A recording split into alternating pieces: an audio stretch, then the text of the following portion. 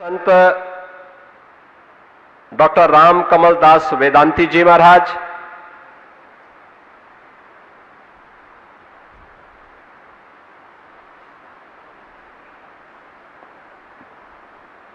आज के इस कार्यक्रम में यहां पर उपस्थित जिनका सानिध्य कल भी और अभी आप सबको प्राप्त हुआ है, ऐसे आदरणीय साध्वी रितंबरा जी, जगतगुरु राघवाचार्य जी महाराज,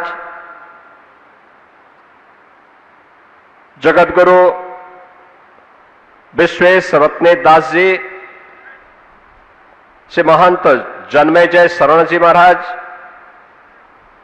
श्री महंत माधव दास जी महाराज, महंत गंगादास जी महाराज, महंत शिव शंकर दास जी महाराज, महंत भरत दास जी महाराज,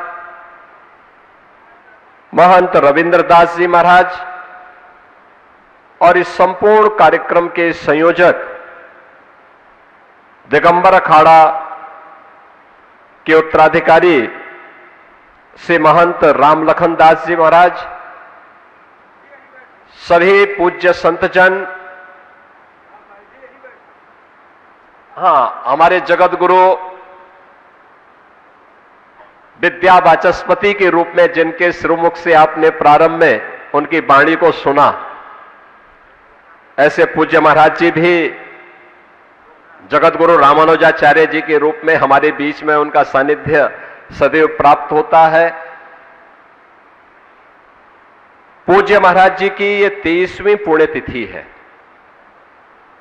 मैं इस अवसर पर पूज्य महाराज जी की पुण्य स्मृतियों को नमन करते हुए उनके श्री चरणों में उत्तर प्रदेश सरकार की ओर से और उत्तर प्रदेश की सभी राम भक्तों की ओर से विनम्र श्रद्धांजलि अर्पित करने के लिए 23वीं पुण्यतिथि के कार्यक्रम में उपस्थित हुआ हूं।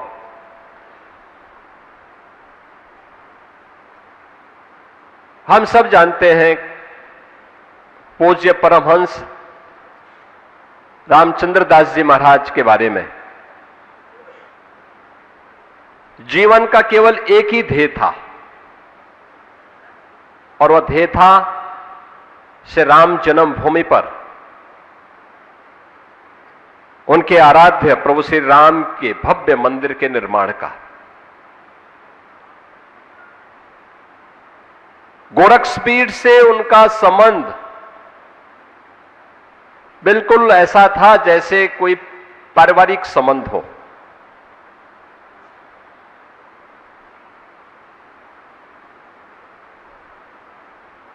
और वही सानिध्य लंबे समय तक उनका, अंतिम समय तक उनका मिलता रहा। श्री राम जन्मभूमि आंदोलन 1949 से लेकर के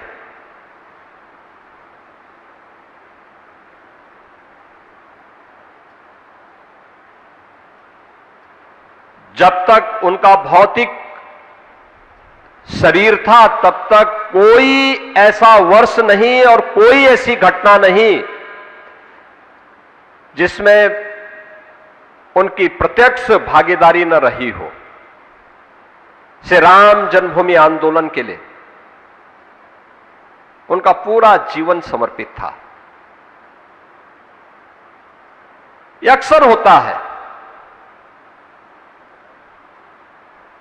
जब हम भारत की स्थिति के बारे में और भारत के अतीत के बारे में जानकारी लेते हैं, हमें बहुत कुछ जानने सीखने का एक अवसर मिलता है। बंधुओं, हम सब इस बारे में ध्यान रखें, इतिहास केवल पढ़ने और परीक्षा में प्रश्न पत्र का उत्तर देने का माध्यम नहीं होता है।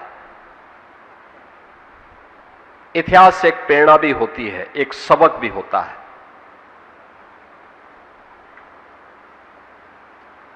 इतिहास के अतीत के गौरवशाली क्षणों पर गौरव की अनुभूति होती है, गर्व की अनुभूति होती है।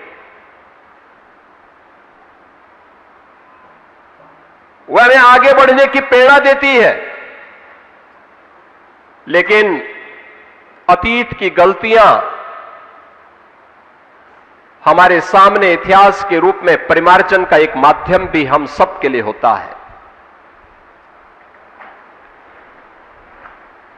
जब भी हम उसकी अनदेखी करते हैं, इसका मतलब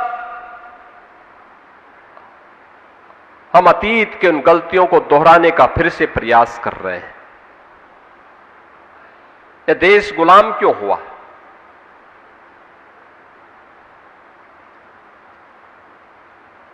हम 2026 में हैं।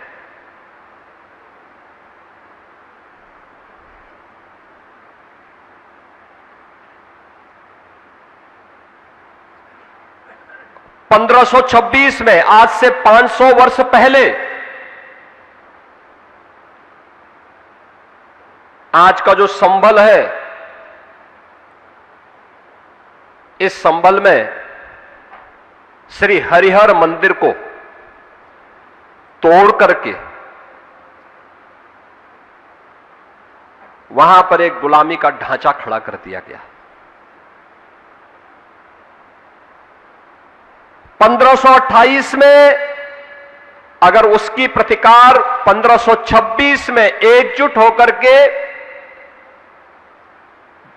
संबल में हुई होती, तो कदाचित 1528 अयोध्या में दोहरा